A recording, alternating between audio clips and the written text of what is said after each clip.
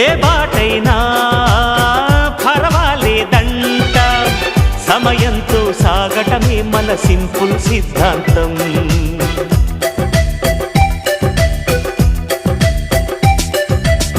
చిరుగాలికి పరిమళమిచ్చే సిరిమల్లెల వనమై ఉందాం, గగనాన్ని నేలను కలిపే హరివిల్లుల బంతెన అవుదాం.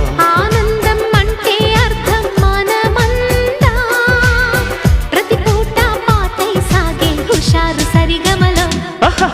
ఎన్నో ఎన్నో రాగాలుండే సంగీతం కాదా, చల్లకి నవ్వుల కేరింత.